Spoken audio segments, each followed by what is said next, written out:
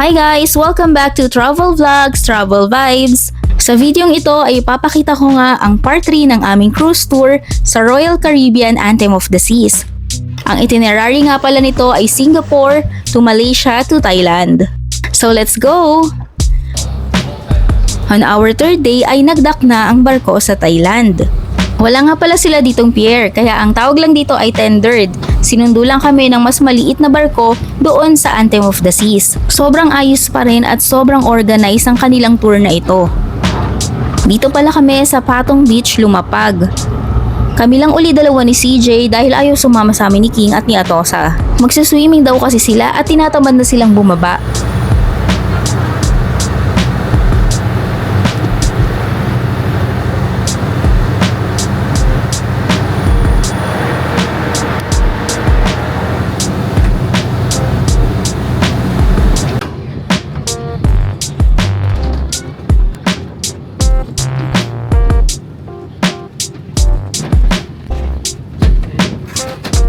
Syempre kami ni CJ na Social Climber 2.0, hindi na namin papalampasin to since nasa Thailand na rin naman kami.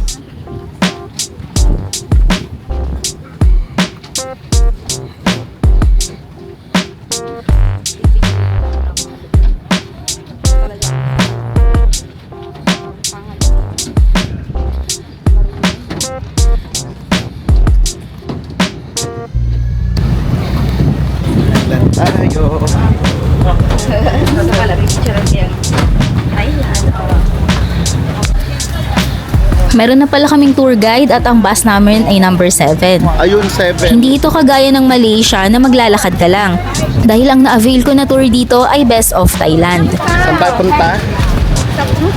Kapungkaw. Number 7. Turn left, 7.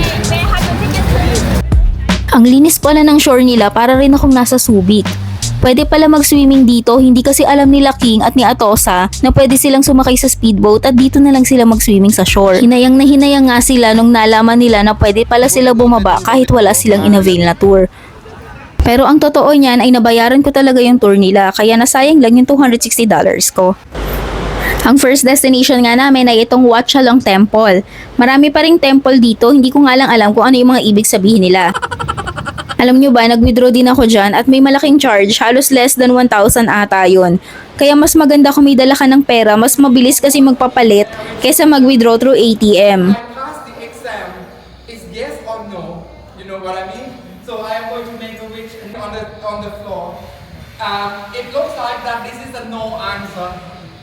So I am going to show you once again. When it comes to this is a yes answer, one of each like that. And when both upside down like that, this is a no answer. And when it comes to both up like that, this is a try again. In Thailand, this is how try again. No? So, O ayan pala pinapaliwanag ng tour guide namin na para yung isang sign kapag nagpe-pray ka, kung ang sagot sa'yo ay yes, no, or walang sagot, ang kanilang mga God. so what time do we meet at the bus, ladies and gentlemen? 10:05, correct? If you like to do this on your own, you are welcome to do it. And I'm more than happy to translate that kind of prediction to you. Moving on, wala kaming maintindihan kaya nag-aura-aura na lang kami dyan sa labas. Saan ka lang?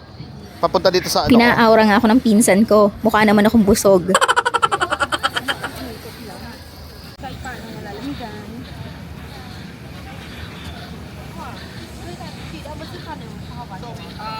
If you like to stop for Pwede daw.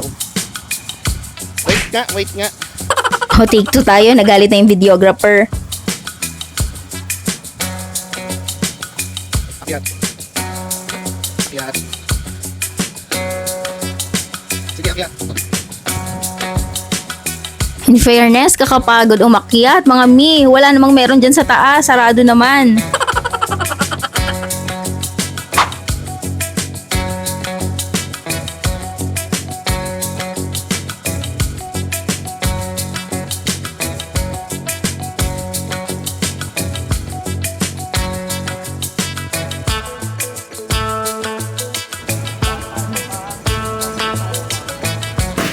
Medyo nagulat nga ako dyan sa mga firecrackers na yan.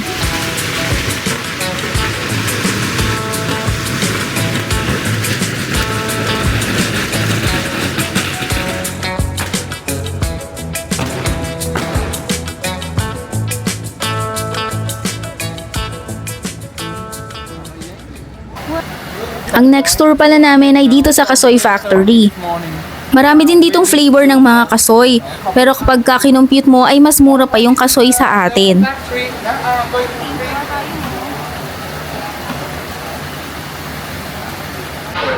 going to street.